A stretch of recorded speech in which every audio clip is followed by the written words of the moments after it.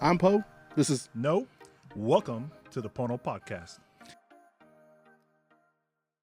Here we are. We are officially recording an episode with our beloved, the third Musketeer.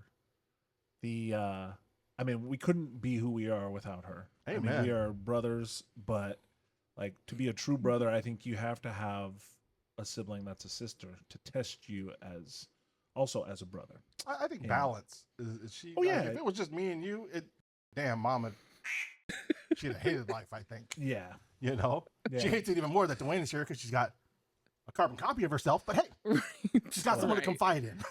So let us officially welcome our sister.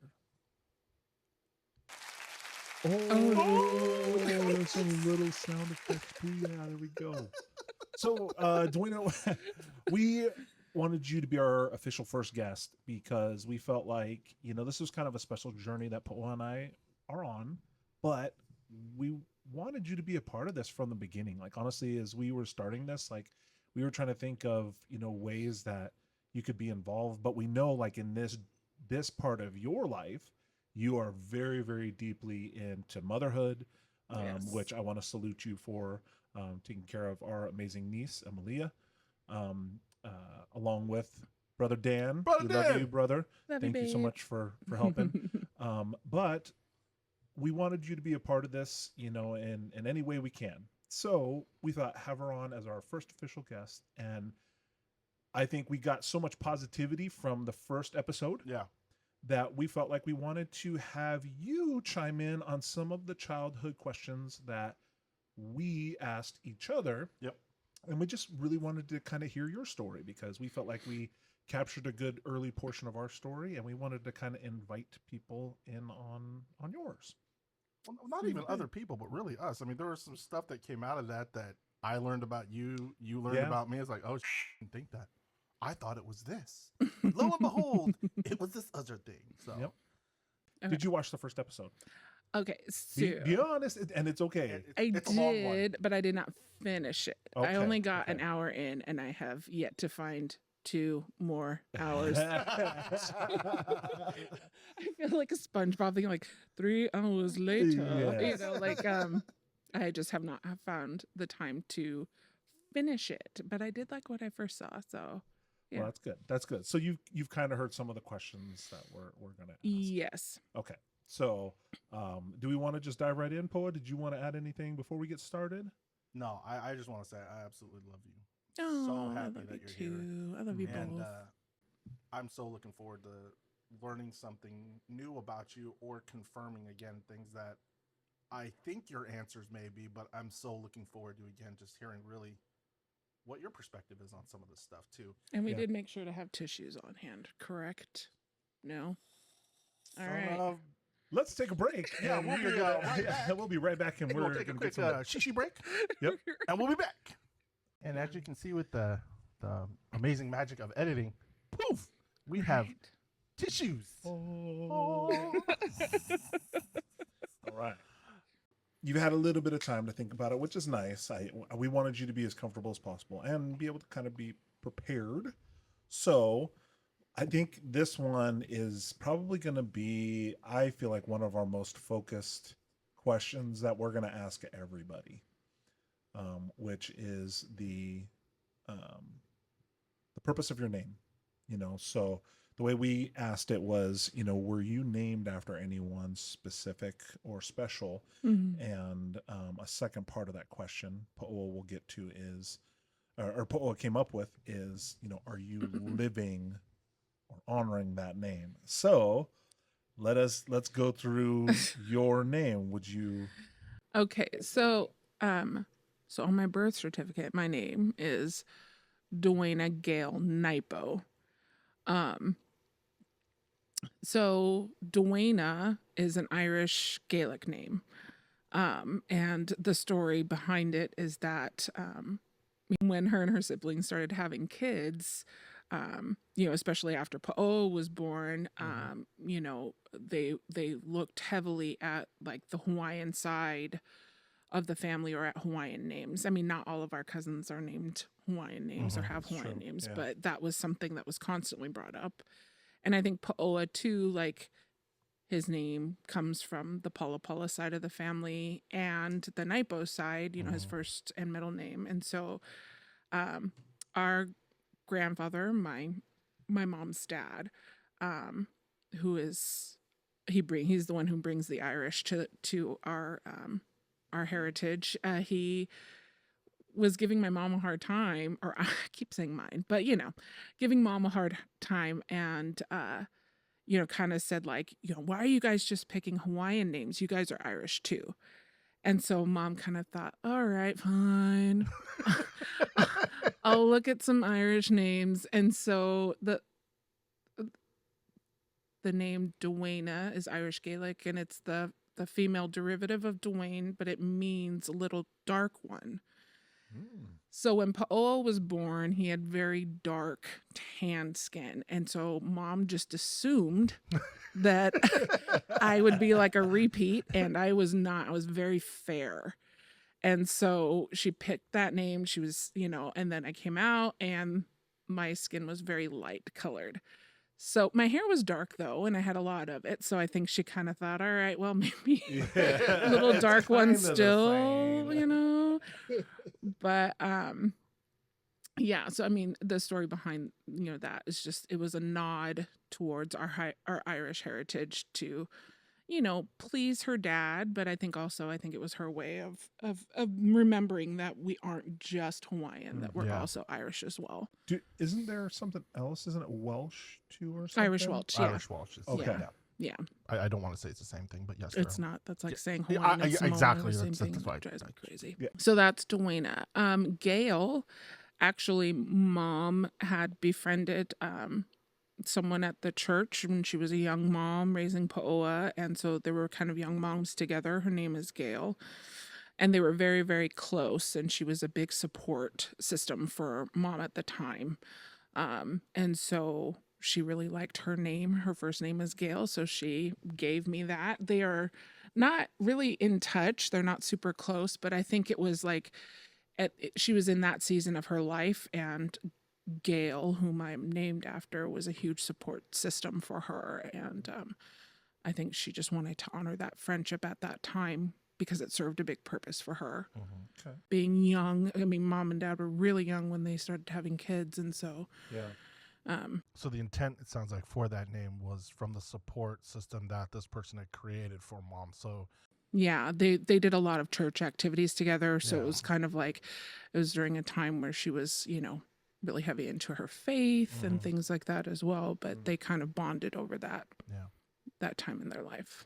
Gotcha. So mom had encouraged me to hula dance. So I was gifted a name for hula, which is Kalehulu Mamo, which is not like a legal name, you know, but during performances and things like that, it was from my first like official Kumuhula, Auntie Rose Aho.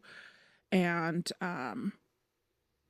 it means, I guess, in essence, like it refers to the mamo bird, and it's kind of like the grace of the mamo bird, which is the bird is extinct. The feathers from the bird were used to create some of the like the headdresses and things like that. So I was really young when I was gifted that name, and unfortunately I didn't have the opportunity to ask the why behind it.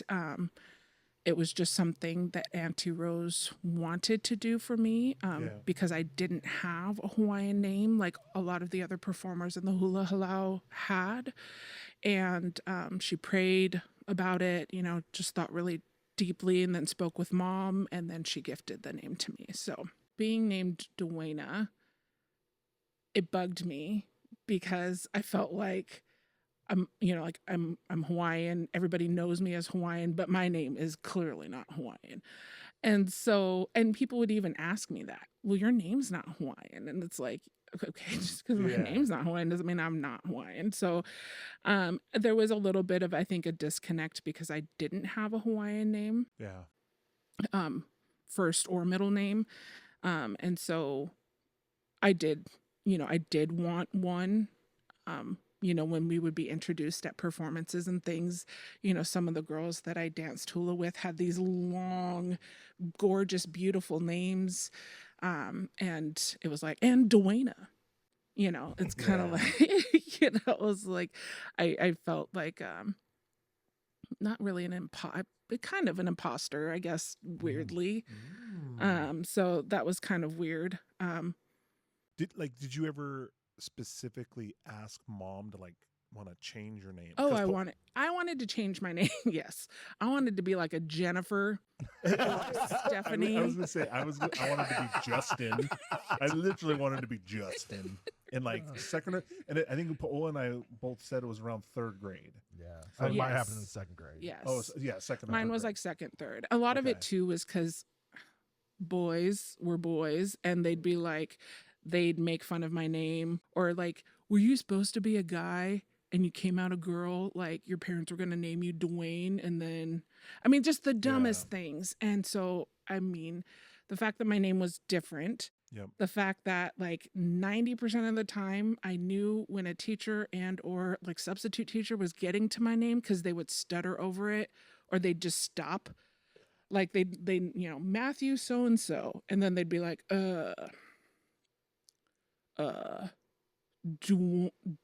Duana Napio, and so it was just like, ugh. After a while I stopped correcting people, which was kind of a point of contention with mom, because she was like, you have a name, and so even to this day there are several people that call me Duana instead of Duana, and I just don't correct them, and I don't know why. Part of me feels like it's rude, and so in the 80s, in middle school or elementary school, teachers, I would speak up and say, my name's Duana, not Duana, not Diana, Deanna, Dana. They didn't misspell it. No, they. All right. Yeah, they would take letters out or just make Swap 'em. whatever. Yeah, swap them, change them. And I would correct them, and then they would say I would get reprimanded for correcting them, so I would stop. So yes, I used to ask mom to change my name all the time. Either I wanted it a Hawaiian name, or I wanted it to be It's a general Becky. yeah. Something Trish. I know many Jennifers, Stephanies, Beckys, and Trishes, and I love them all. So, but that's the funny thing is now, living through it at the time, I think I felt this need to fit in, and now that I'm on the other side of it, it's oh gosh, I embrace being unique and different. Oh, so you had said too, are you living your name? So that's the weird thing is my name. I kind of felt the origin of the name, or the story behind the name, is really because mom wanted to honor the Irish side of our family, and so. Do I feel like I'm living my name? Not really, because I haven't looked into that side of our family. And it's not that I don't embrace being Irish, but even growing up on the continent, not growing up in the islands, I felt like we were kind of like the novelty, because there weren't, at the time in the 80s, there weren't a lot of islanders. We were the only Hawaiians that I recall at our elementary school. The token ethnic kids. Yes, for sure. And it was so despondent. People would be like, hula dancing. Do you hula hoop? Is that, and they were, it was just lack of, they didn't know. I don't think it was them being jerks. They literally just did not know what that was. And now, there's so many more islanders living in Washington. So it's a little less of a novelty, but I don't know. I felt like mom and dad did a fantastic job trying to share our culture with us the best that they could. Yeah. And not necessarily, especially for mom, not necessarily that she was raised heavily immersed in it either. I think that she kind of had a revival of her of wanting to know more about her culture when she went to college at Chaminade, and that's when she met dad. But I think that's a lot of where her awareness came from, because I think that was the kind of that era of Hokulea being built and having its maiden voyage and stuff was all during that time that she was there. So Well, the whole Hawaiian Renaissance, yeah, in the yeah. mid-70s, Yeah. So, so I think mom and dad did the best that they could, but I don't think that there was a lot of emphasis on raising us with an awareness of where our Irish Welsh heritage really came from. So, am I living my name? Well, and don't I think, know. we don't have to always look at it as just that way. Sometimes, like in your situation, I look at it as like, why did mom want to honor that side of the family? Because of grandpa. Yeah. That's who you're honoring, I feel like, in this situation. You're honoring him. yeah. And so what do we know about grandpa? It's insanely hardworking, almost to a fault. Yeah.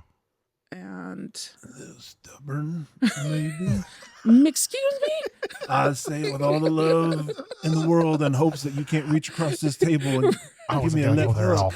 Is that why you have Poa sitting in That's the why, middle? yes. Yes, please. Protect your baby brother. No, I'm just thinking, you gotta Yes, think about all the things that all he the good was things, to the good us. and the And, bad, he right? was, and Well, not just the bad. No, I mean, because he was, Yeah, I wouldn't he say was that stubborn. He bad, was but stubborn yeah. and prideful, but I think in a healthy way. He wanted to be a good provider. He wanted to be a good, father and a husband. He didn't know how to do it. He did it the best way it's like all of us could. are. Yeah, Right. with the information he Many was at a given. time. We don't know the information he was given. Right. It could be night and day different compared to how he was raised. Yeah. I'd be interested to know how he was raised. And if he felt like I truly felt like he was doing what he thought was right. Yeah. Now, did he do a good job? I don't know. We weren't raised in a good portion of that, but we got to see the grandfather side of him, and I Yeah. felt like he tried. Yeah. Yeah. I felt like he Definitely. tried, as our grandfather. For sure. That doesn't speak to him as a father, but I mean, that's why we hope to live long lives, is to make up for some of those mistakes when we were younger, right? And so, I don't know. I feel like So you in a roundabout way, exemplify. you're saying I'm stubborn. To a fault. Is that all you got? We said hard worker too. Hard worker. No, but I think Grandpa was very, very loving. Now, the way that he showed love, I think, is not anywhere like you. You are very outgoing with your love and support. I think that's how you're living your middle name. Is because, again, maybe it wasn't the person, but it was what the person provided to mom at that time that she felt she needed to honor you with that name. And again, it wasn't really the person, but the actions of the person. I think you Yeah. very much exemplify that. You are so much a support system for all of our family, not just mom, but us as brothers, and friggin' best aunt ever. Yeah. My kids absolutely worship the ground you walk on, and they absolutely love everything that you and Dan provided them throughout their lives, as do I and their mom. So No. I think you definitely are living your life. It's hard when you think about that question. It's like, it seems so black and white, but it's really, you have to take those blinders off. And I feel like for us, we're like, okay, to us, and again, we could be totally wrong with this. It's fine, but it's just our belief at this time. So you take it how you want it. But the Western side of us being, born and raised here is very definitive and black and white. Yes. It's this or this. But like we talked about the Hawaiian language has hundreds of words just for frigging rain. Right. It's poetic. It's descriptive. It's not so black and white. You have to dig into the meaning and what they're trying to say, just like hula. Hula is very descriptive in what you're trying to tell just by the motions. And so, And it is left up to interpretation. totally left up to One interpretation. Kumu hula might Yeah. take something and go down one road, and then another would be like, no, this is actually a love song, not so So one of the things we actually like to do is try to kind of educate people. So you used, I think, a new term that we haven't used yet is a Kumu hula. Ooh. So could you educate our listeners at home, our community, wish. what is a Kumu hula? well, I mean, a Kumu hula is it's a teacher of hula. So So if you hear Kumu hula or even just a Kumu, yeah. Kumu, so if somebody says Kumu, does that mean just teacher then? I'm not 100% sure. I do like how this puts it. So it says Hawaiian word Kumu has multiple meanings, including teacher, In Hawaiian culture, a kumu is a teacher, tutor, or master of a particular subject, such as hula, music, language, or Hawaiian culture. The word kumu is used because teachers are considered the source of knowledge in the Hawaiian worldview. So, kumu is also considered source. Kumu can also mean the base of our foundation of something, such as the trunk of a tree. Kumu can also mean reason. Well, then it cuts it off after that. So, yes, it does look like it means teacher, but it also means the source, like the source of information. I guess I have heard other people referred to as kumu, kumu, I think Auntie Leanne was talking about her teacher for her oh my gosh, The la'au, lapa'au yes, stuff. Yeah. that she just got her certification for. I remember her referring to her as her kumu. That was her as well. kumu, yeah. So Okay. Like So- a master, yeah. yeah. There you go. Now y'all know. Kumuhula. And knowing is half the battle. Mm-hmm. G.I. Joe. I'm just kidding. It's Hey, terrible. I that's just part totally of my had child. a That's G.I. one of Joe my reference. greatest childhood memories, man. Is my action figures. I didn't get to talk about my action figures. I didn't even think about it till you said that. That's right an then. additional hour. There we go. It's an hour All right, well, long. We want to keep you in the spotlight, so You're just going to make notes. childhood memories. Childhood memories. So, and we were thinking like pre-middle school. Yeah. So like elementary Early years, or even memories. like, what are your earliest memories? Like, what do you remember any of your earliest memories? Like I tried going back to the trailer park because I remember. I can remember a lot of the trailer park. Okay. Yeah. Really? Yes. No, I have a very few select memories from there. What do you remember from there? I remember so our neighbor on one side, his name was Isaac. our next door neighbor. Yeah, he was young.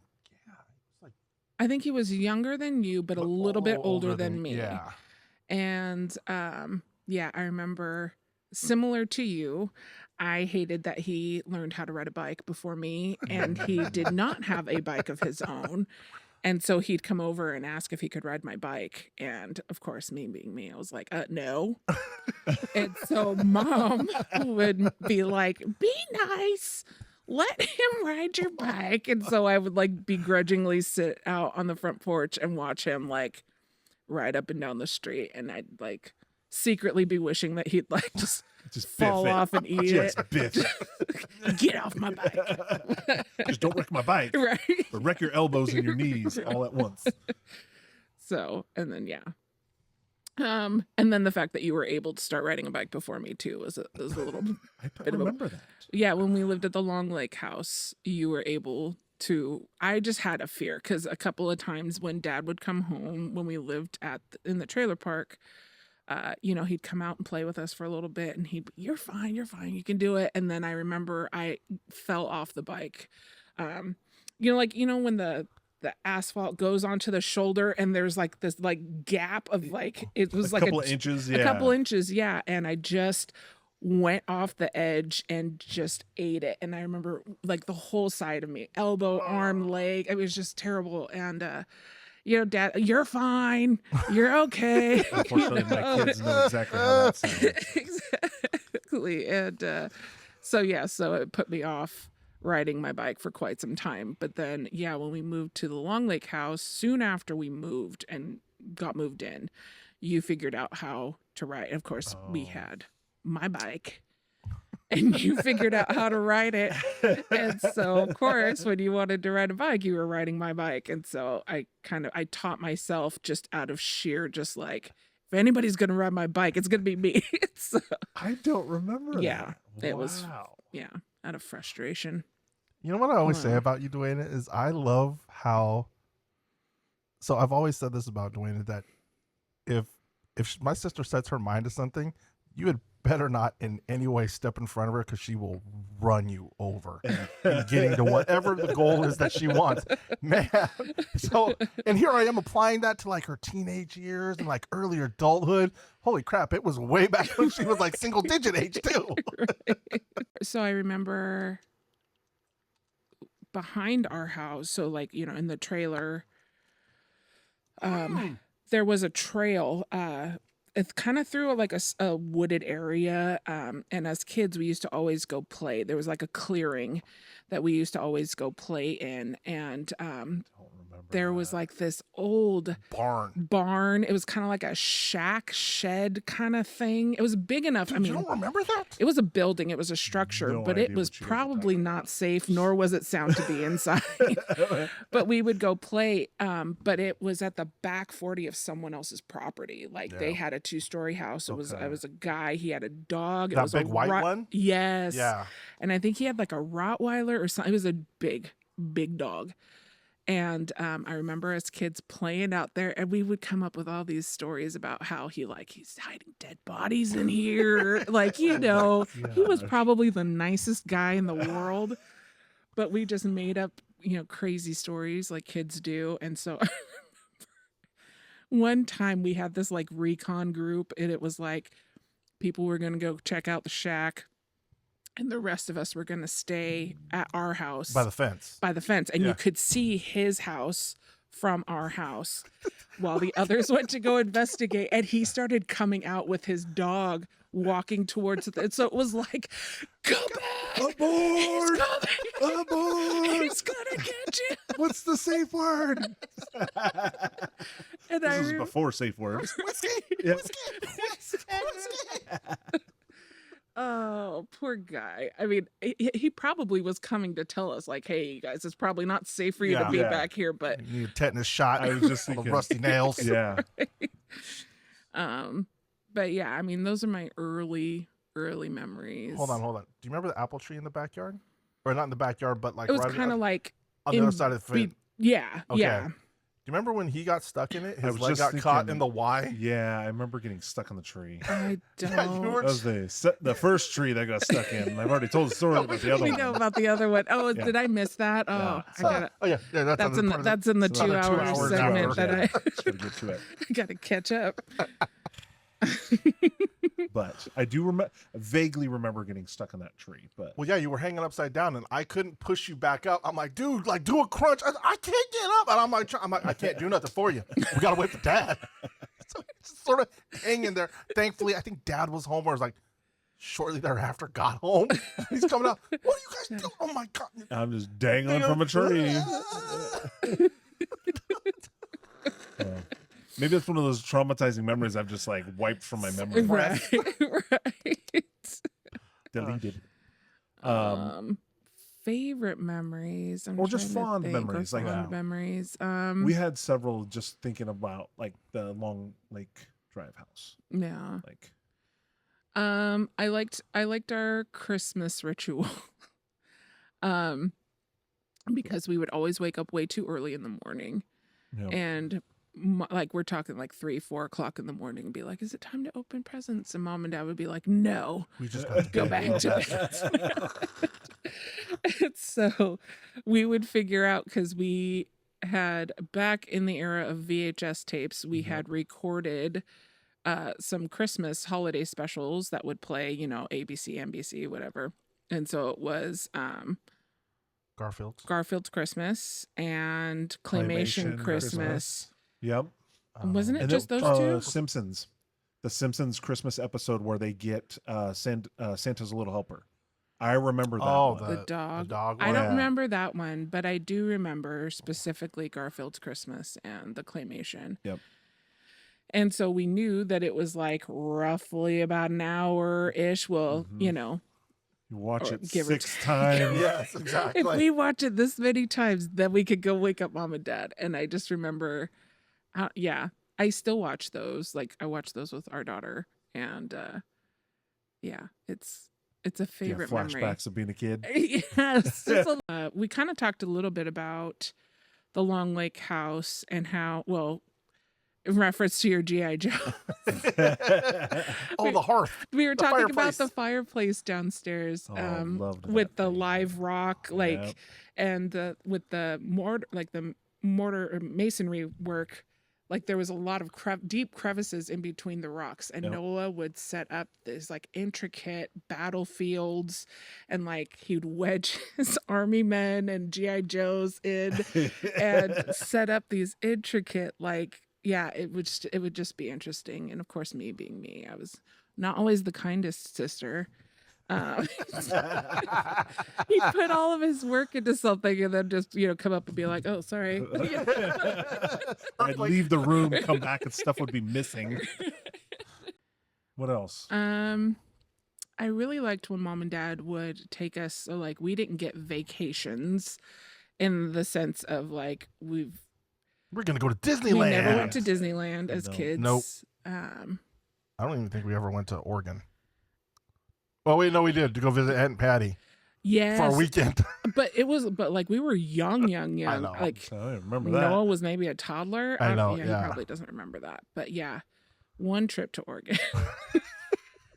I don't remember ever going to Eastern Washington at all. I heard about this mythical land called Yakima that Dad would go to for a week. Yeah. Every Yeah, year, a like, week it or was two. forever ago, but Oh, it was it's just in Eastern Washington. yeah. It's a magic place. I thought it was like the other side of the earth. Yeah, I know. Growing Right. up, but it's a couple hours away.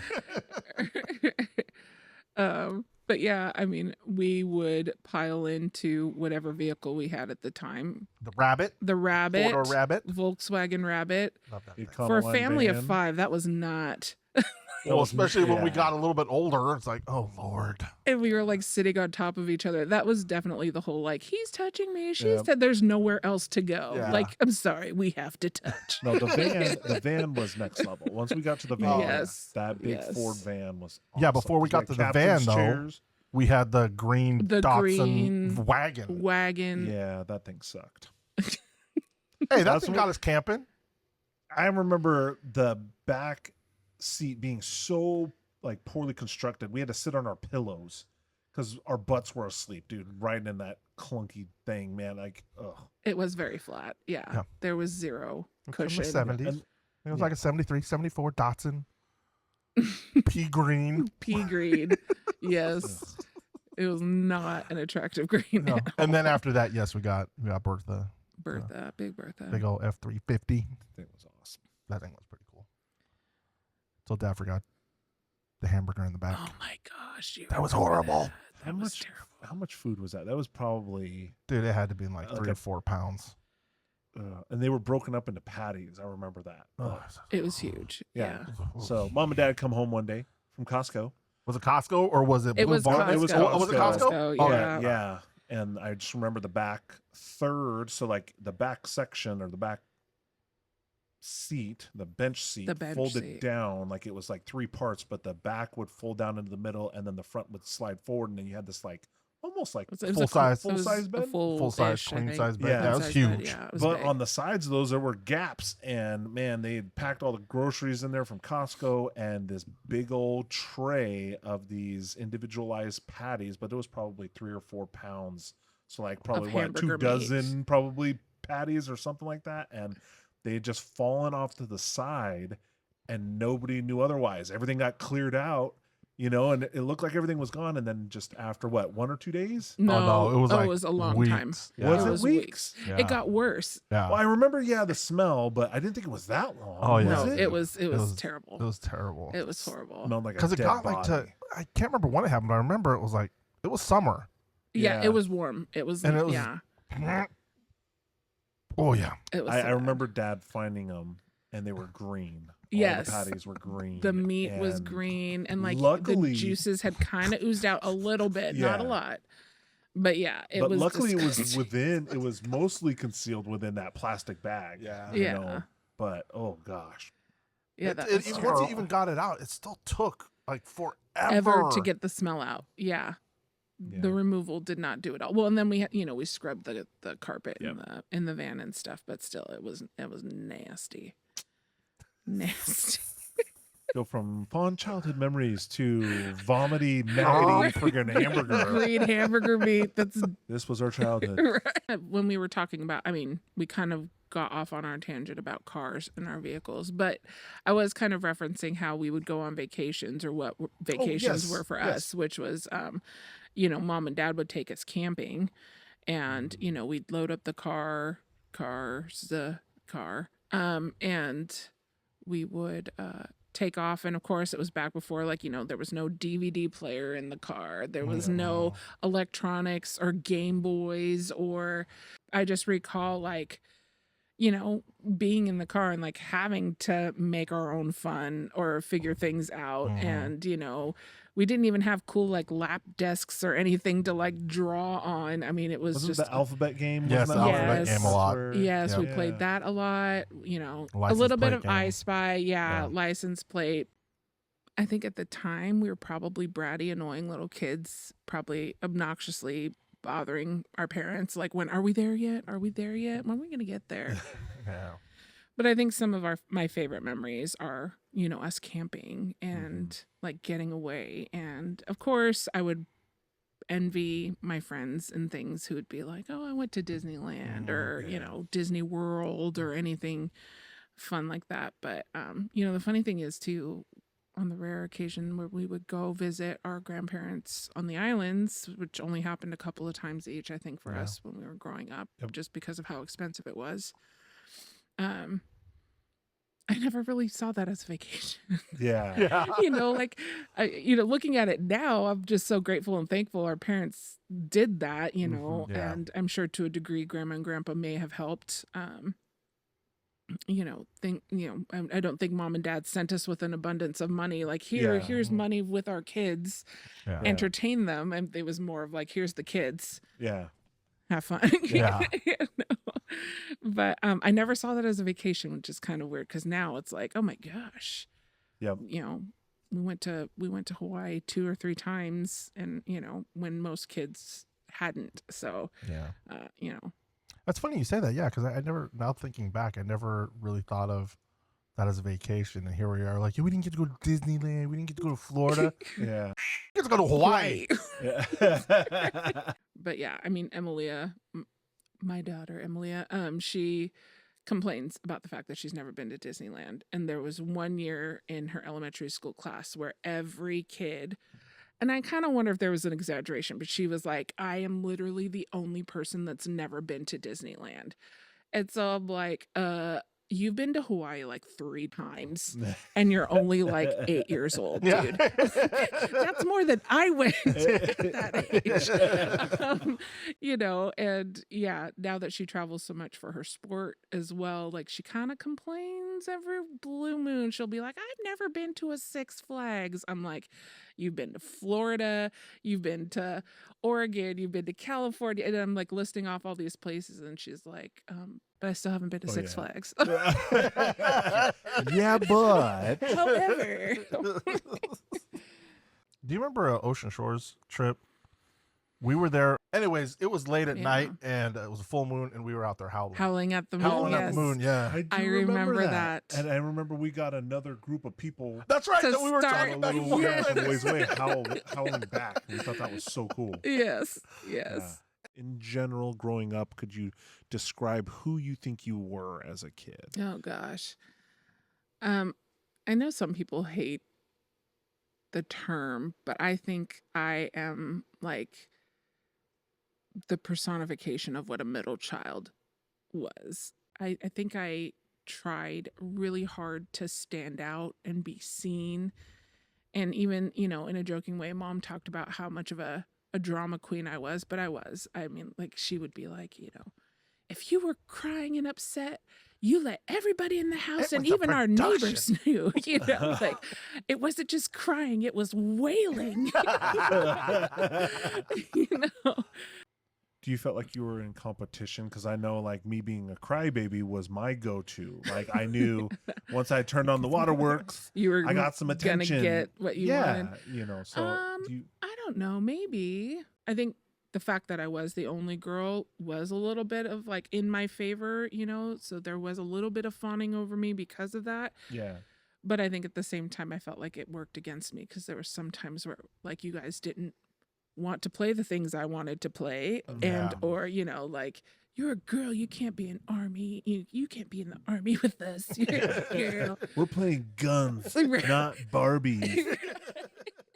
Yeah, as a kid, I mean, I don't know. I was very eager to please, and I think I still am that way. I'm very eager to please people Be accepted. and be accepted. Yeah, yeah. acceptance is key. which is kind of weird, I think. Well, I think we all sort of, I mean, you and I sort of touched on that too. Well, I think I've been thinking about everything that we've talked about so far. Like, and I'm going back to what we talked about as far as you living your name. And I'm thinking like, man, her giftings, although she might think, lean this one way, I feel like your giftings are for a nurturer. You care. You are overly emotional because you have to have a heightened sense of your empathy towards other people. Yeah. So you have to, very well the temperature of a room, emotional temperature of a room. Yeah. That's the nurturer in you. Yeah. That's the hard worker that wants to take care of everybody. I think sometimes I care. This is going to sound stupid, but I care too much. I think it's to the point of self-neglect, that I take care of others more and more concerned about the care of others than I am for myself. And so I think it's a blessing and a curse, or superpower and a downfall like characteristic.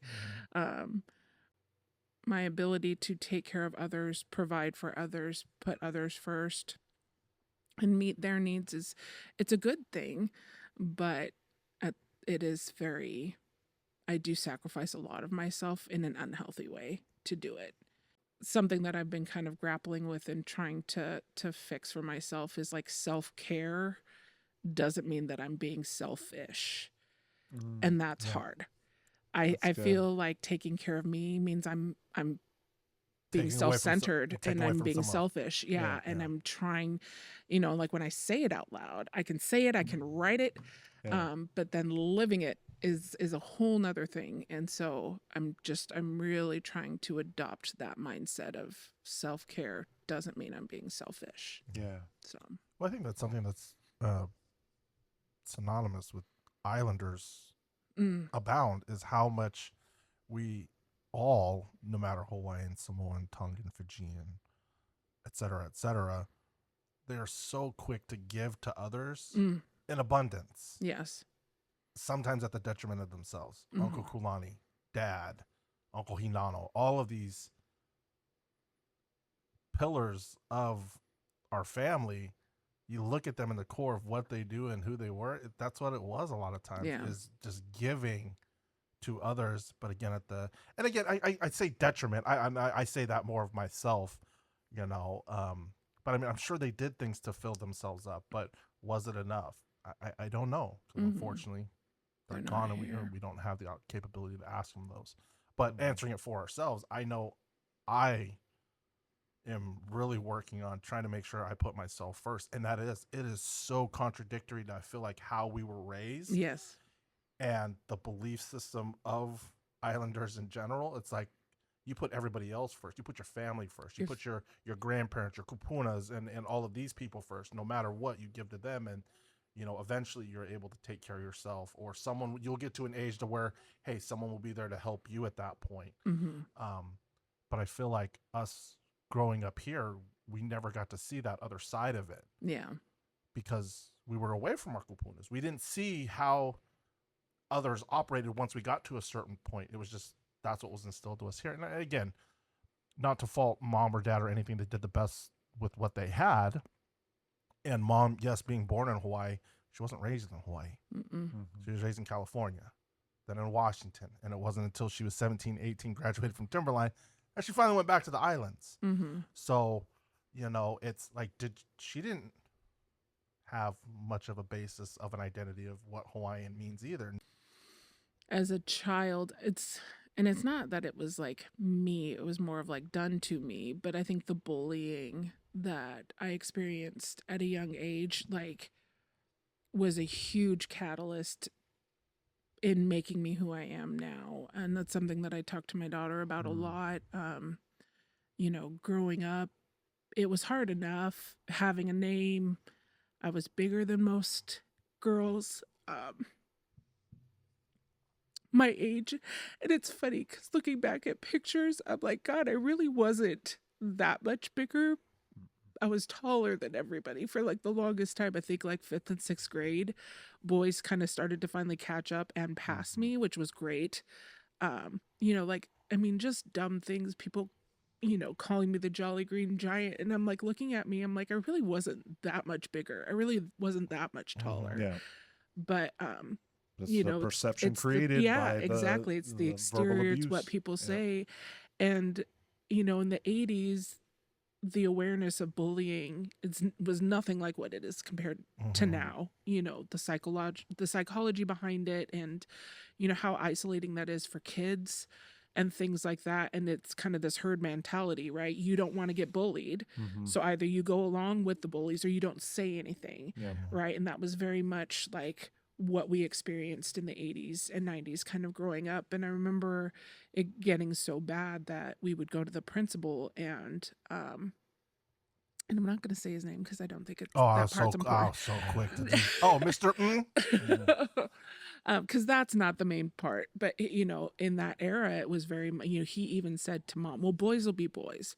You just got to grow a thicker skin. You have to ignore them. And so it was like, okay, fine, I will ignore them. And then me ignoring them fueled their like, okay, so now we got to be even more obnoxious. Harder, yeah. Now she's pretending like she can't hear us. So now we're going to say it loud enough for everybody on the playground to hear. And so, it was tough. And I hated school for a long time. Not that I wasn't good at school. I just didn't like going because that's when it always happened, was at school. And, for years, I just endured it. And then it finally got to the point where I couldn't ignore it anymore. And then there was so there's one person I do want to mention, Mr. Burleson, Woodland Elementary School. He was a 6th grade teacher at the time, and I was in 5th grade. And one of the boys that used to bully me a lot was in his class. And I'm not going to say the kids' names because I don't think those are important, but I do think it's important to give him a shout out because he was the first teacher at that elementary school that had heard about what I was going through, and he was not going to stand for it. And so the sad and unfortunate thing is like he would reprimand the kids when he would witness it or when he would hear about it. And they would lose their recess, which is like, you're on right. Yeah. That's all we're trying to get through when we're at elementary school to the next and recess. it was like the lunch recess, which was like the long, the big one. Be like that's the taking big some one. kid's phone nowadays. Yes. And so, but then, so-and-so stuck inside. And so then his little friends or underlings would make it worse. But the fact that he cared, it speaks volumes to me because at that age, I felt like nobody cared. I felt like I was invisible, except to the bullies. Well, they saw me, but nobody else did. Where the heck was I, dude? Dude, I'm so bad. I'm so living inside. Whenever I hear Duana talk about this, I get so, because I'm a grudge holder motherfucker, and these little bastards that I know. Yeah, you may be grown, man. Right now, I don't fucking like you. I wouldn't on you to put you out. I don't care whether that goes out. I don't give a shit. Yeah. But man, it's just like I think back, like I know I wasn't very confident, so it's like, did I ever hear about this stuff?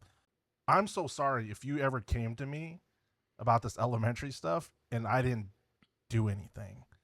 But again, I'm looking at it through the lens of a 47-year-old man who was processing a lot of bullying that he went through, and just the fact that his little sister was going through that, it irks the shit out of me because it's like no kid should have to go through that stuff. And yeah, I feel like I failed, and don't like a lot of people. When I hear about this stuff, like, man. I feel very ignorant because at the time I thought you were popular and like nobody messed with you. I thought I was the loser brother that was like, I'm not cool enough to be around my sister, so I should just stay away. I'll run around with my friends from my, little rat pack on the street and riding our bikes around and going over to Wedgwood. But like, I always just assumed you were good, like you were safe, and you were, because like I always thought you were popular and you had like, all the friends and stuff. Like I didn't know. I thought the bullying and stuff didn't happen until like middle school, a little bit later. Like I didn't realize you were going through stuff even in elementary school. Yeah, I would say, I think the bulk of it started in like 3rd and 4th grade. And it was always kids that were older than me. Of course, there were, you know, a few kids that were in my grade that would, you know, crack a joke or whatever. But yeah, it was the boys, a group of boys that were a year ahead of me. See, now I'm even pissed because when I was a senior, that means they were freshmen. Yes. Oh my Lord. It was hard, you know, because so we used to walk to school because we lived close enough that we didn't catch a bus. Mhm. So yeah, so I would experience it a lot on the way to school or on the way home from school. And so I started to leave early to go to school so I could like bypass the problem, right? And so I started to get in trouble because I was at school too early. Yeah. And so mom got a phone call saying, you know, Duana's getting here and she's sitting outside and there's, you know, teachers are barely here on campus. You know, she can't be here that early. And so I was like, great. So I started trying to leave as late as I possibly could to get to school on time. And I was almost always tardy. And so then mom started. Was it because the bus was driving by? Well, no, that was when I was in 6th grade. So yeah, so I started to have to kind of I tried to find the best way. Like I would stay after school as long as I could until everybody cleared out. And then I would start walking home, which that was safe. And then I would just kind of roll the dice in the mornings and hope that I would get to school before. Or miss them. Yeah. Yeah. Or hopefully they weren't paying attention. You know, and sometimes they weren't. It wasn't like an everyday thing, but it was enough that I altered my daily life so that I could avoid them in hopes of not being picked on that day. But then when they went into middle school, because at our age, elementary was kindergarten through 6th, so middle school was just 7th and 8th. When they went into middle school, I thought, dude, this is my year. Like, I'm going to be 6th grader. They're not here. It's going to be fantastic. And then on the way to school, their bus would go by. And so then it was, let's shout things out the window and embarrass her in front of a busload of kids that can all laugh and whatever. So that was fun. Not really. So then it went back to, okay, now I've got to either walk really early or walk really late to school in hopes that I miss the bus. So, you know, eventually the issue was addressed. But I think the biggest part about like this segment or wanting to share that is that you know, it was a very hard time in my life and it's something that I don't like, but it helped me be more kind and compassionate. Yeah. And I even try to teach my daughter this, like, I never want to be remembered as someone who is mean or hateful or hurtful. I would never want anyone to say like, oh my gosh, you made my life hell, you know? Yeah. I never, ever wanted anyone to feel what I felt. And so I try to pass that on to my daughter. I'm very real and raw with her about that experience. I had a lot of body shame. Like I was ashamed of my body growing up, and it was hard to it was hard to love myself. And I even struggle with that in my 40s now. And I think a lot of that kind of stems from that, wishing I was someone else, wishing I looked different, wishing I could blend in more and not stand out the way that I did. And I think that's why I emphasize to my daughter, like, it's okay to be unique. It's okay to stand out. I want you to be different. I don't want you to blend in, like, just because that's what I wanted so bad for myself. Yeah.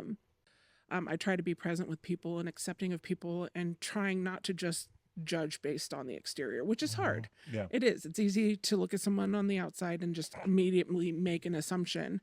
But still, it's hard to act on knowledge that you have, especially as a young kid. Oh, for sure. Knowing what the right thing is. Again, we're talking about a lot of things, but just like in this case especially, when you're going through it, hindsight being what it is, oh man, I could have done this a lot better. But when you're in the thick of it, even when you have the knowledge, sometimes it's just not readily there, or you just think about it like, nah, I'm just gonna take it. Yep. You know, yeah.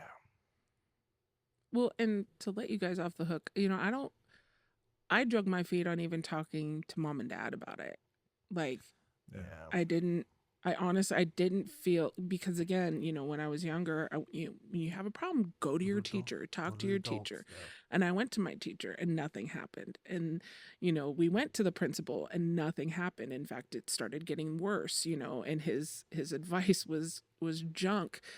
And it wasn't until like I literally started hating school, and I would beg mom and dad to let me go to school somewhere else, let me live with someone else so I could go to school where they lived. I just did not want to be at my school anymore. And of course my mom and dad are like, you're fine, it's fine. We'll figure this out. We'll fix this. And then when there was zero support from the administration at the school at the time, it was kind of like, okay, well, what can we do? Like damage control, right? Yeah. And so it was avoidance. Avoidance was key. And so I tried so hard to blend in, and sometimes it worked and it was successful, but like that's sad when a good day is not being bullied by your bully, or bullies, like it was like, yes, best day ever, because they didn't see me today, and that's sad. But I honestly, what is so contradictory to what you said at the beginning about being a middle child? You just wanted to be seen. I did. And then it was like, please don't see me, please don't see me, like hold your breath. Yeah. Okay, they went where they got. Talk about an identity crisis. And it's tough. And of course, like we didn't talk about things back then like we do now. And so to give you guys a little bit of, grace, I don't think I said anything to you, out of like, if I can't do anything, my teachers aren't doing anything, the principal of the school where it's mainly taking place is not doing anything. What's my crybaby little brother gonna do? I ain't telling him. Shoot.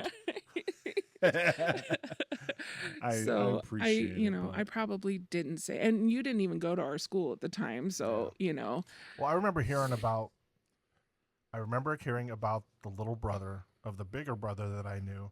My immediate thought was, I'm gonna go beat the shit out of the older brother. No, what is that gonna do? It's not gonna do anything. I'm gonna look like the asshole.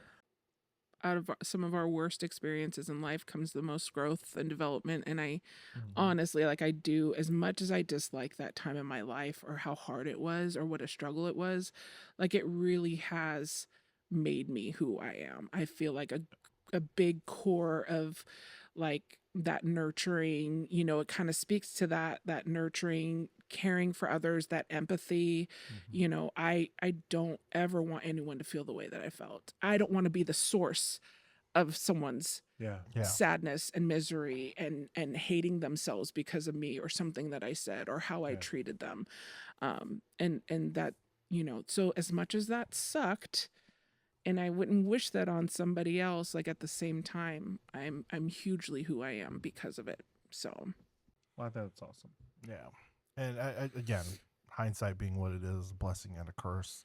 I'm so happy that you can see those things, but at the same time, it does. I know it doesn't make me feel any better knowing that my sister went through that, and either I was so oblivious and blind, or not even. You were a teenage kid being a teenage kid. I was a shitty teenage kid. We're going to get into that here soon. But, it's just, I have a physical, like, visceral response in hearing these stories you guys tell, because I'm like, where was I? Why didn't I do something? And again, I'm not giving myself grace because I didn't have the context or information at the time, and, whatever. But still, it just sucks. And again, the bullying that I, was subjected to was nothing like you, consistently like that. Because for whatever reason, it was sort of one and done, or it wasn't years from these same people. And that's what hurts. But at the same time, I've got to look at it through the lens that you do, that, because of those things, you chose to make these other decisions in your life and have these other things be your identity, never associated with what these people did to you. And so, gotta give myself grace. It's okay. She's an amazing woman. Well, I think it's all perception, we all view ourselves and each other differently. I feel like the most, like the cog that doesn't fit out of the three of us. And I know that that's just my perception of me in the this 3-ring circus, but I just kind of like, I feel like I'm the one that doesn't doesn't fit, if that makes sense. I'm not fishing. No. Make me feel better about me, please. No. Tell me I'm wrong, dang it. My turn. Tell me about me. Tell me how good I am. I'm not fishing for compliments or, but that's the way I perceive. Like, I feel like out of all of us, like, you guys are way more engaging with people. Yeah, I feel like I don't fit in. So, as soon as she started talking about gears and cogs and just not working, you kept saying that you didn't feel like you fit in. I think, sort of like Noah alluded to at the beginning of this, that he wouldn't be the person he is. I think I wouldn't have the outlook on honestly how to be a uncle without watching you with my kids growing up, because what you provided for my kids was like a benchmark for me. Like, God, I gotta do that's what I have to be when their kids hopefully get to an age. I hope they look at me like that. You, I feel, are what's called a Lynch Pin. So it's not the cog, but it's this integral pin that is in a working of gears that as soon as you get that Lynch Pin and you remove it, everything falls apart. But without you being there, the machine isn't going to work at all. But when you're there, everything works in conjunction. The thing is the outcome of whatever this machine does, or the movement, is what everybody is in awe of and looking at, and oh my God, look at this, how everything happens. But they don't understand that this pin right here is the linchpin that is holding this whole operation together. And I really feel that that's how you are to, I want to say, and I think I speak for Noah by saying this, but for us, you're my little sister, but I hold you both in such high regards above myself because of how you guys are and how I perceive you. I would just ask for you to look at yourself in the grand scheme of, us, is that, hey, you may feel like you're that cog that just doesn't move. Well, no, you're a very integral part of how we've become the men that we are too. So, man, your words have so much power. Yeah. Good, bad, or indifferent. Well, and I think it's not just what you say or how you say it. I mean, sometimes too, not saying anything can speak volumes as well. Yeah. Not speaking up or not opposing something when you should. Right. So, choosing your battles as well. Yeah. Yep. So I think the hardest thing is being vulnerable with your kids. Vulnerable in telling them your story, I think can sometimes be very daunting as a task. But it's like, that's sort of what I've shared a lot with you, is like, with your kids and their sports or their different activities and interests, there are a lot, you've been through that at that age. And so if you could talk to your kids from that perspective instead of dad, but as an athlete or as a person with certain hobbies that maybe aren't what everybody else is doing, at what point do you feel like have you done that with Emilia? Because it sounds like you have, especially with the bullying. How do you think she's taken it? And do you think it's been because of maybe when you started talking to her about it, so the seed was planted a long time ago, and then now she has context to, because I know she's gone through some stuff. And do you feel like because of you being able to share that story so that you guys have something in common instead of just, mother and daughter, but you guys can close that gap a little bit, do you think that helps her at all? Or again, she's still young. She's only at 12, yeah. So she's not confident to use it, but the information's there. I don't know, just what's your thought on being vulnerable with your kids? 'Cause I'll be honest, I was never vulnerable with my kids. Never really. I mean, they knew some stuff, but it wasn't from me. It was more from, my friends or other people who were around, then something would come out. It wasn't anything that I was blatantly open with them about. It may have been through the context of the lesson or what I was trying to teach them and something that they did, but it was never like, listen, I know what you're going through. I know this. This is what I did. Or, hey, I'm still battling that now, but you can get through, whatever it may be. At what point do you feel like, you felt comfortable enough to maybe be vulnerable with some of these things? Now, our kids are never going to know everything about us, because there's probably some things that we will never want our kids to be yoked with at all. Yeah. That whatever it is, it's going to die with me. Yeah. So yeah, can you talk to that a little bit? Part of Emilia's personality, her being as kind, and I feel like her embodiment of the Aloha spirit, I think that a lot of that comes from her being raised with mom and dad. So when she was born, we lived at home, and in order for me to be a stay-at-home mom, Dan was working full-time, and I just wanted, super long story, but I was told I couldn't have kids, so we had kind of given that hope up of being parents for several years. I found out in my mid to early 20s that I couldn't have kids. And so we had let that ship sail, and we were just bound and determined to be the best aunt and uncle that we could ever be. I mean, every fair that came to town, we were taking the kids to every fair. We were, buying them, helping buy, the school clothes and the shoes that they wanted, the sports stuff, gifts, Christmas gifts. Every fundraiser, we purchased something, whether or not it was anything we needed. Yeah. Sure, I'll take that $20 box of popcorn. Exactly. Yeah. If I couldn't be a mom, then I was going to be the best freaking aunt that I could be. Yep. Not that I was super close with Uncle Hinano, but we conceived Emilia when he was passing, when he left. And so I feel like it's significant, and I don't know if maybe it's just me grasping onto straws, but I'd given up hope of being a mom, and I was fine with it. But then, when he was sick, it was so hard to watch his decline. Yeah. And I think I felt bad because, mom and dad were often going out there to visit him, spend time, especially dad. Yeah.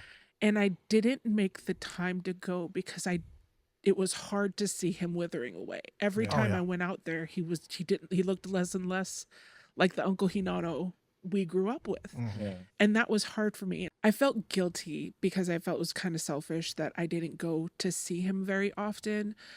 But about around the time that he passed was around the time that we conceived Emilia, and that I was given the ability to have a child, which is very important to me, but it's also kind of just, it's eerie. But I very much look at her as like a gift. And so, but kind of getting back to, I think part of her kindness does stem a lot from growing up with dad. And dad is, previously you guys had spoken about him, he really was the embodiment of the Aloha spirit, giving for the sake of giving. Yeah. Not that he ever expected it to be reciprocated. I mean, he never, and he didn't expect even a thank you. It was just, this is what I'm doing for you. This is what we do. You show up. This is exactly. Yeah. And I mean, even little things like there's a giant mirror in our mom's home. It's just this big mirror. And so the funny and weird story, and it's just an example of his kindness. We were moving from Coeur d'Alene, and we had just gotten our box truck here. And dad was there helping us unpack and put all of our stuff into a storage unit. And there were these two women. They had a pallet of these really big mirrors that were really nice decorative mirrors. Oh, wow. It was two pallets, and they were having to take them because their storage unit was through like just an average door. Oh. And so they were having to take them off one at a time and carry these big mirrors through this doorway. Yeah.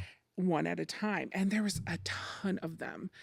And so dad being dad, like we had kind of the heavy lifting was pretty much done, and we were just kind of plugging holes with whatever little bit of boxes and making sure we could Dad close just them. wander over there. And He start went helping? over there and just started helping them. He offered them help, and they said, "Oh, no, you don't trouble yourself." But they were struggling.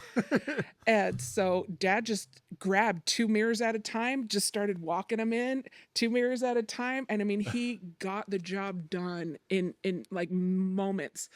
And even before he walked over there, Mom could tell that he was going to go over there and offer He was help. probably looking, carrying stuff out and being like, "Oh, they look like they're struggling. Yeah. I bet you I could help them." Yes. And Mom was like, don't, just, it's fine. I'm sure they're fine. And Dad just being Dad, like he didn't wait for permission or whatever. And even when they said, "No, I don't want you to, don't fuss." And Dad was like, "I'm not fussing, I'm helping," And so he just got to work. And the women were like, "Why don't you pick out a mirror that you like?" And Dad was like, No. And so Mom was like, "What? That's a free mirror." But no, they were very insistent. And they were like, if you don't pick one that you're going to like, we're going to pick one for you. And so Dad was like, "Well, honey, get over here," So Mom went over there and she picked out the mirror that she liked. So like again, he did it just to help. And it was just automatic. It was ingrained in him. Mm-hmm. Even when others, there was a lot of us, we all could have helped. None of us thought to offer help. And like not weird, but it just, one of the women was like, I have an appointment to get my daughter to. She's been having seizures. We're taking her up to Mary Bridge up in Tacoma. And she was like, "We have to get going, but I had to get these in here." And it was just that like, he didn't know. He had no clue that they were on a time crunch, that, that they had medical needs. It was just, that was just who he was. And even had he known the why, he still would have offered. He still would have been there anyways. But it was just that's who Dad is. And I think Emilia growing up in the same house helped. But I think me being raw and honest about some of the things and the vulnerable things that I experienced as a child helped like reinforce that. So I think some of the things that Emilia, some of her core personality traits, I think have just been emphasized by me being vulnerable. And I sometimes too, I wonder if maybe I'm a little too vulnerable, because I've told her about some of the dumb things I did, even as a teenager, some of the bad decisions I made, and thank goodness I, made it home safe, or, things turned out the way that they did and I didn't get in a lot of trouble, or whatever. But I do it mainly because I don't ever want her to think that I expect her to be perfect. We used to always laugh because she was so honest about certain things. We joked about the ice cream. So Dad used to always take any of the grandkids and us when we were younger for ice cream cones.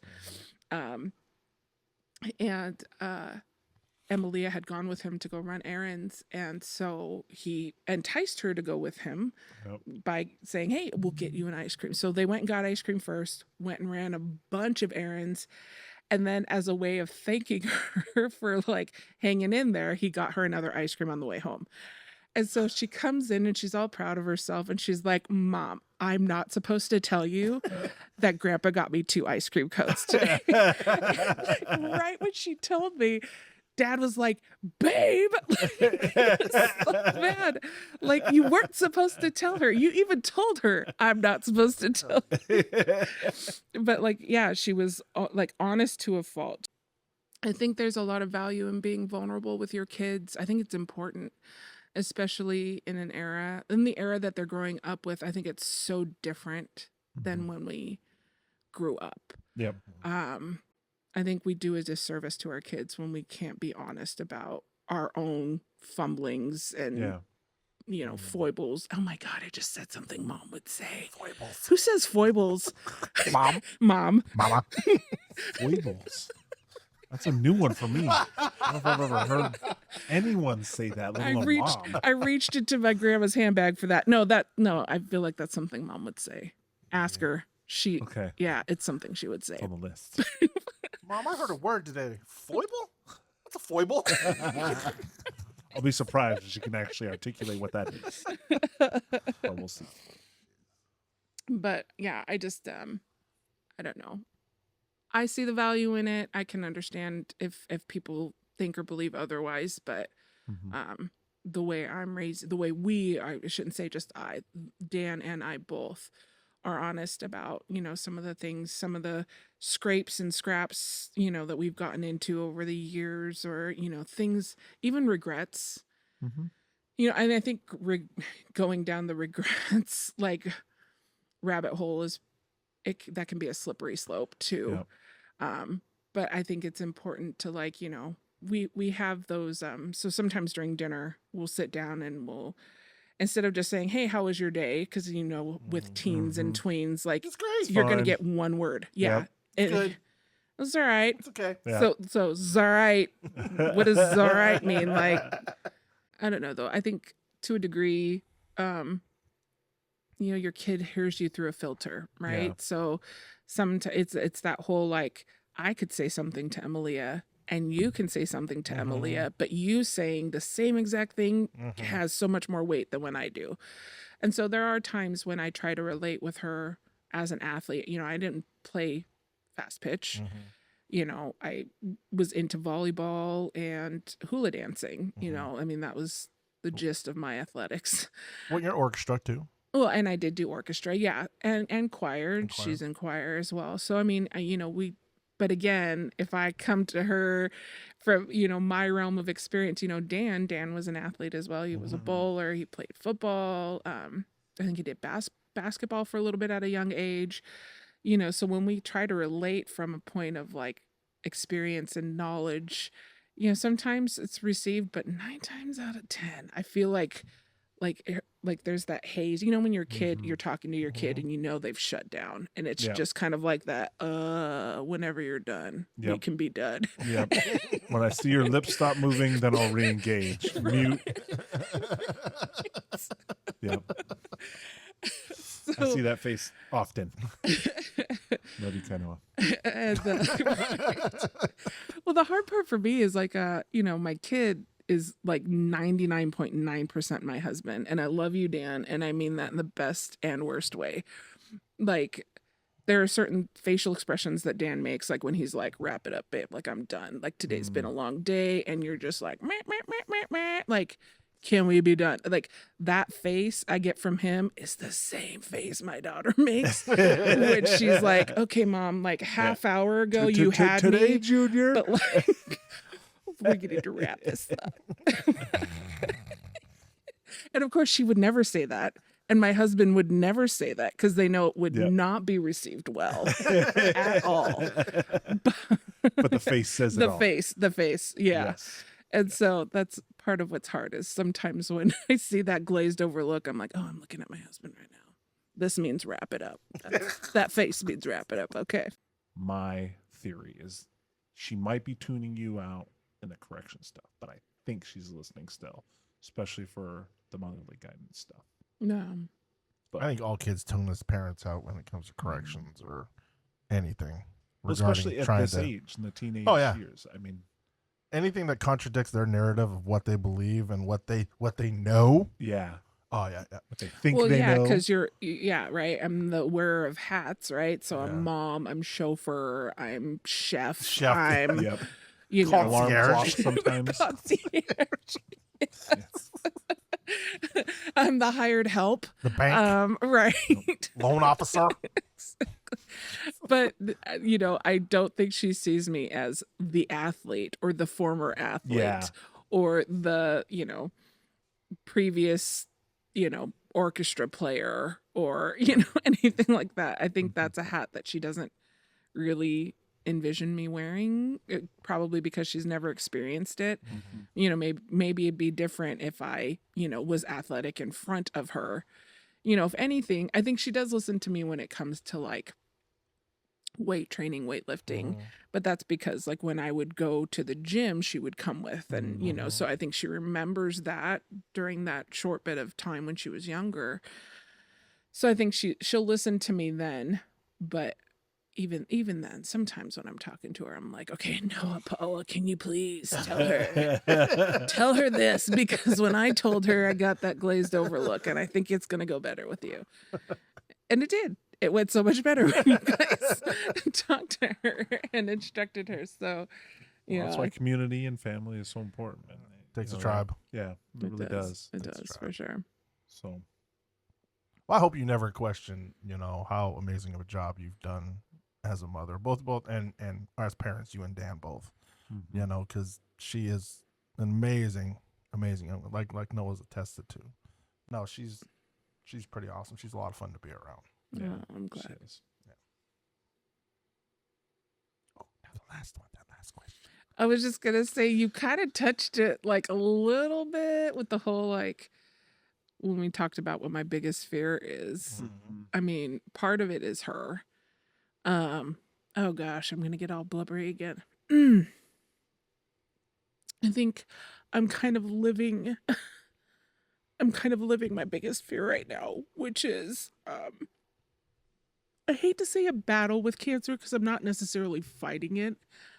But I think rewind. Like, so our dad, you guys had talked about, Dad had 2 bouts with cancer. And for both bouts of cancer, I stepped in and helped with his caregiving and, like, his first bout, getting him up to UW fairly regularly for his treatments, the radiation. And then after operation, it was the chemotherapy.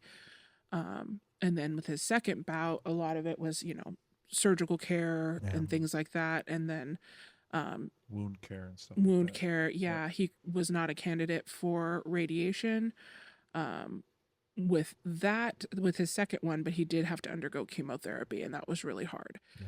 And so having walked with him through that, and then subsequently he passed years later, like after beating that second bout of cancer, but just from complications. I think the radiation, chemotherapy treatments and things, there were just a lot of side effects, and, certain body parts and things kind of were just malfunctioning just because it was a lot. Yeah. It was a lot, but Dad had a very long life. And, but the hard part, I think, was, watching that slow decline. And so 2 years ago, I was diagnosed with UPS, which is undifferentiated pleomorphic sarcoma. That's like the $1 million word of the day. But it's a soft tissue sarcoma, and it's very aggressive, very rare. And so my surgeon was able to remove it successfully. But I have to undergo a lot of testing. So every 3 months for the past couple years, I've had to go up to Fred Hutch and get an MRI and CT scan. And every time I get an all clear, it's great, and I get to check back into my life. But then as it starts to get close to that next scan, I start getting scared. I know my time here is limited, but I guess my fear is that, I don't know, am I using my time the best? I think that was what was hard with Dad when he was, especially towards the end, when we've kind of talked about that a little bit, was like he had signed a oh my God, a do not resuscitate. And so and I mean, he had signed it years before he had actually passed. It was when Grandma and Grandpa were going through all their stuff. Yeah, and we had this neon piece of paper on the refrigerator for years, and when they moved, the paper moved with them, and his thing was, I've had a good life, and so I guess I'd always just thought, like, wow, I want to be like that. I want to be so, like, firm in my belief that, I've done the best that I can with the time I've got here. But the sad part was that, or the hard part was Dad and his belief right up until he ran out of time. And when the doctors told us that there was nothing else that they could do, that's what he wanted more of, was more time. And it was like for years leading up to this, he was fine, and everything was great. And I had subscribed to that. And I thought, dang, I want to be like that. I want to live my life to the fullest. And I want to be able to be like, you know what? No, if God makes that decision that it's my time, it's my time.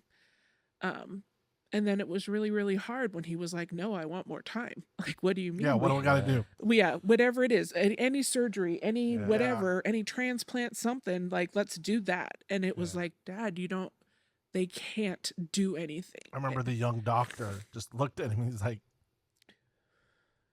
there isn't anything. And I guess that's my fear, is like, am I using my time the best that I can? Am I passing on all the things that I can pass on to my daughter? I like to think that I'm, I like to think that I'm doing a good job. I mean, I feel like I'm doing a good job, but like, if it was like, if they find something, right now I'm kind of waiting. Yeah, my last scan, they found something in my knee. So my sarcoma was in my thigh. And so further down, they kind of noticed something, but of course the imaging cut off because they were focusing on my thigh. And so they found a tumor in my knee. And so, I've gone through the biopsy. I'm waiting for the results. I find out on Monday. And so, so again, it's just living that fear of not knowing, is this something that I can beat? Is this something I can fight? Is my time? It could be nothing. It could be nothing. It could just be a tumor, a benign tumor that needs to be removed.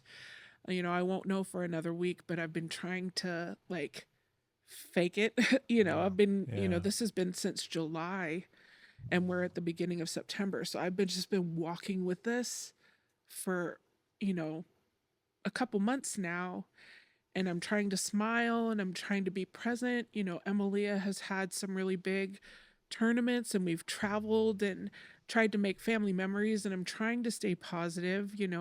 If I were on the outside looking in, trying to counsel somebody or be there for a friend through this, I would try to be positive, tell them, be positive, don't think of the worst case scenario. And I'm living it, and I'm like, man, like I can't control the worst case scenario. I can't control where my brain goes. Like just the other day, I started crying in the car, and I think Emilia was like, "Mom," like, because it just, when we drive, we have to drive to her softball practice, and it's an hour each way, and we always we crank up the radio, we have the windows down, and we just belt out, just all different genres of music. We just sing literally from like Mounts Road exit all the way up to Kent Auburn area. And it's like one of my favorite things. And like, it just like all of a sudden, without even thinking about it, it was just like, oh my gosh, what if I can't do this anymore? And it just hit me. And it was just like, it literally took like the wind out of my sail. And it's not like I wasn't thinking negatively intentionally. I had no what ifs going on in my mind. It just happened where I just looked at her. I think we were singing like a Taylor Swift song or something like that, and she was happy and the wind was blowing in her hair, and I just thought like, crap, what if I don't get to do this anymore? And that was really, really hard. And I kind of also wondered too, like, did Dad go through this? Like whenever we were talking, and I would ask him certain questions and things. I would try to talk about Hawaii, the good old days, his childhood, things like that. But I never asked him like, how are you? Like, you just got some really crummy news from your doctor. How are you doing? It was always, what appointment do we got to get to? What scans do we have to do? What's the blood work? Like, I was so focused on making sure that his medical needs were being taken care of and managed and things like that. But I never thought about the emotional or the psychological. And I don't know if Dad would have talked about it. Like I've talked to Mom about it. I've been emotional about it. Like, I kind of wish I would have asked him,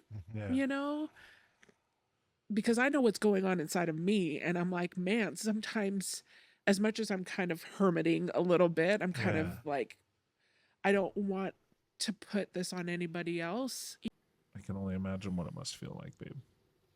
But I'm proud of you for caring as much as you do to keep going and to keep doing what you need to do for Emilia. How long are these checkups?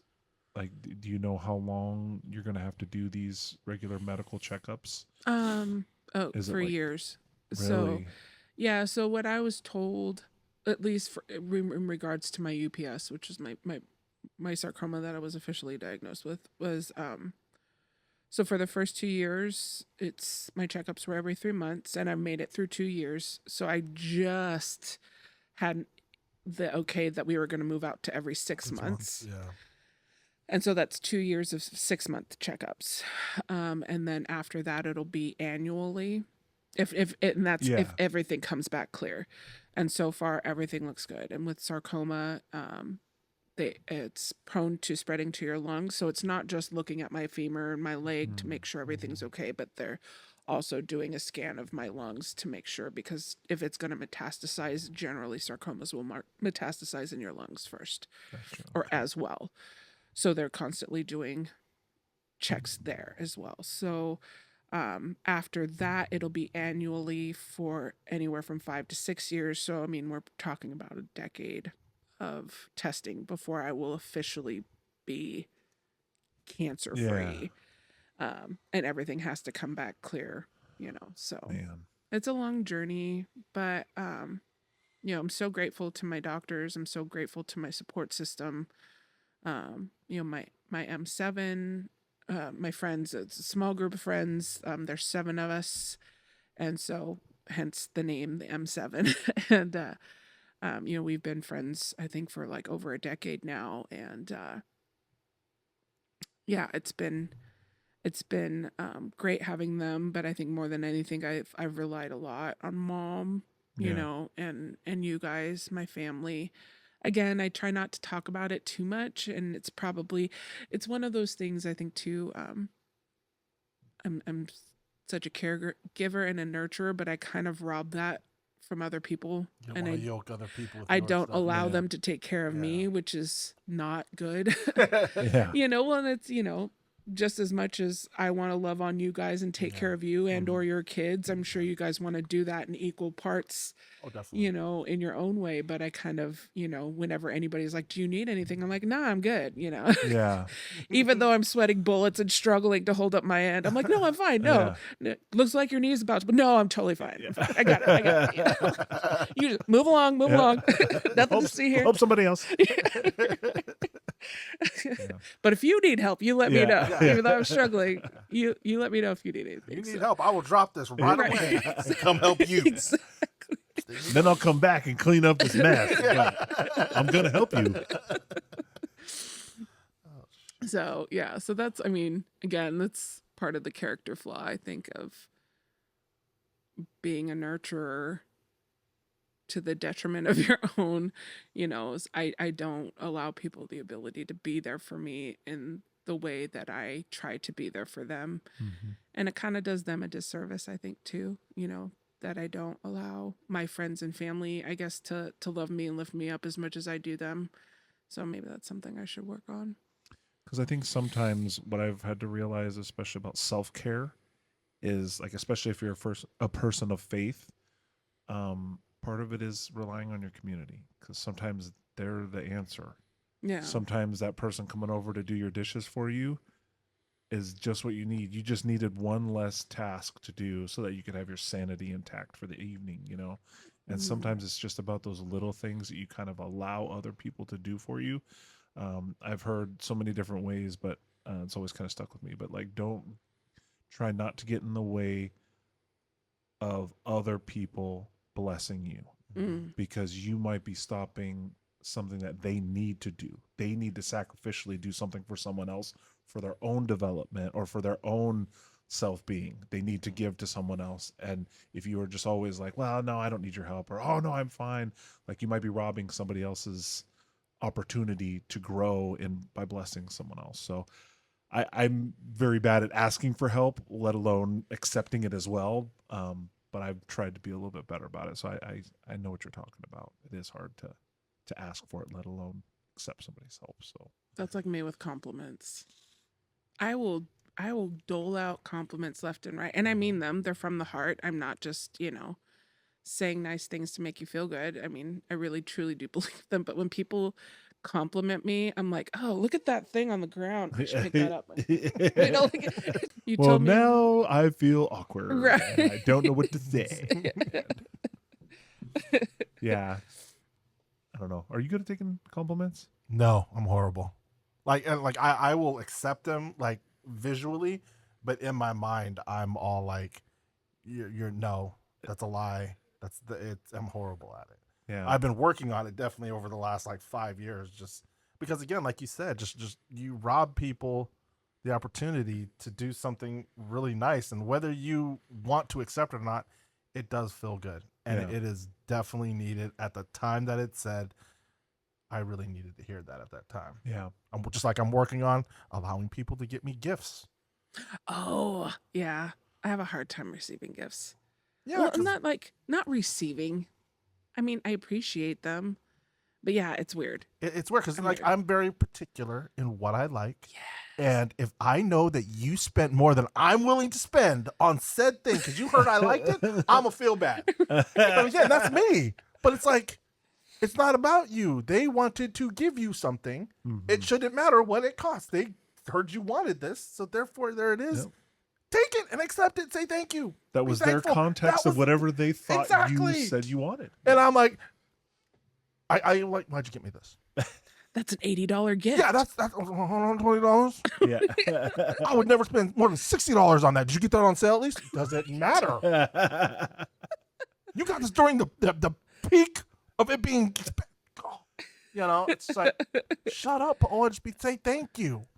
Just say thank you, so with compliments and gift giving, it's just say thank you. But in all honesty, it's whenever, especially compliments, I'm really trying to grasp onto, again, the whole thing, we never see ourselves as other people see us because we only see ourselves a couple times in the mirror a day. Right. Yep. But they see us all day. They see our facial reactions. They see how we change. They see the happiness that we exude, even though we may not know it on the inside. And it's like, what? They see me more than I see myself. Yeah. So maybe what they're saying has a little bit of truth to it. Yep. So yeah, it is definitely something I'm working on, but no, I'm horrible at it. Only one side of the mirror. Yeah. So. If I can say anything, and I've said this to you before, so I guess I'm speaking more to other people out there, but really just to reiterate with you guys too, is when you're thinking about those things, about your kids aren't guilty yet. That was one of my biggest faults, and I'm so mad that I sort of coined that I know that you're going to do this. I know that you're going to. I didn't know that. I thought that, hey, you may have an opportunity to do this thing. Mm-hmm. And I hope that you make the right decision. But whereas with my statement of, I know, they're already guilty and they hadn't even done anything yet. Yeah. Right. I know you're going to lie to us. I know you're going to skip classes. I know you're going to. Well, if you already think that and I haven't done it, I might as well do it. You think I'm doing it anyway. Yeah. So again, and it may not even be just how you impart it, but just even your thought behind it, your intent behind the statement of knowing or thinking what they might do, just they're not guilty yet. Yeah. And they're not us, because we have done our damnedest to raise our kids so that they're not us, with the negative, aspects in the way we viewed ourselves. We tried to put them in other situations, but just with those other situations that made them the kids they are today, those are situations that we weren't in. We were in totally different situations that made us do totally different things that turned us into who we are now. Yep. So our kids aren't us, and they're not even guilty yet. Yeah. So that's good. Yeah.